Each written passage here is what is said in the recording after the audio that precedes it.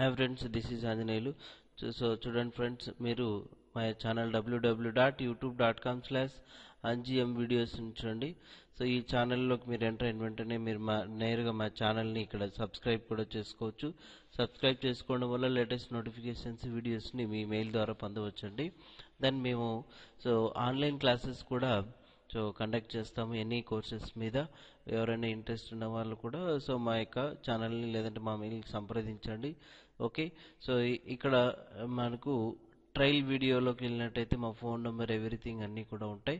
So మీరు దాని ద్వారా పొందొచ్చు. ముందుగా ఏంటంటే, మీరు చాలా వరకు అందరూ ఏం చేస్తుంటారంటే, విండోస్ 7లో అనుస్క్రిప్ట్ మేనేజర్ని తెలుగు టైప్ రైటింగ్ కానీ తమిళ్ కానీ ఏదైనా చేసుకోవాలనుకుంటే అనుస్క్రిప్ట్ మేనేజర్ ఏ విధంగా చేసుకోవాలా అనే దాని మీద ఇబ్బంది పడుతూ ఉంటారు. జనరల్గా అను 7 ఉంది కదా.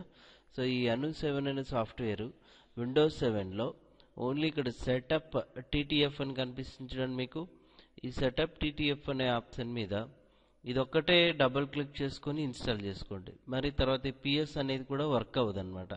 సెటప్ పిఎస్ అనేది ఈ ఒక్క సాఫ్ట్వేర్ అంటే ఈ ఒక్క ఎగ్జిక్యూటిబుల్ ఫైల్ మాత్రమే దీన్ని ఓపెన్ చేసుకొని మీరు నేరుగా సెటప్ చేసుకోవచ్చు అనమాట. ఇక్కడ నెక్స్ట్ బటన్ క్లిక్ చేయగానే ఇంకా నెక్స్ట్ నొక్కుంటూ పోవడమే. ఇన్స్టలేషన్ అనేది చాలా ఈజీగా ఉంటుంది. ఇన్స్టలేషన్ పూర్తిగా కంప్లీట్ అయిన తర్వాత మీ యొక్క ఇక్కడ చూసారా డెస్క్టాప్ మీద విండోస్ అనుస్క్రిప్ట్ మేనేజర్ అని ఉంది.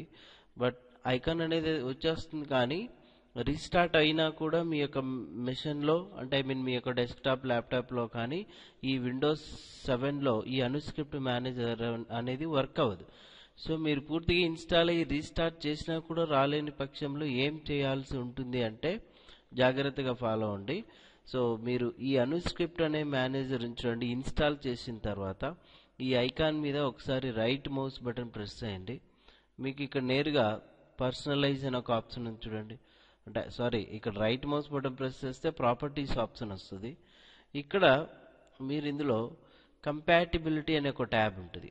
ఈ కంపాటిబిలిటీ అనే ట్యాబ్లో ఈ టిక్ మార్క్ చూడండి, run this program compatibility mode అనే టిక్ మార్క్ పెట్టుకోండి. అట్లాగే కింద ఈ ఆప్షన్ కూడా run this program as an administrator.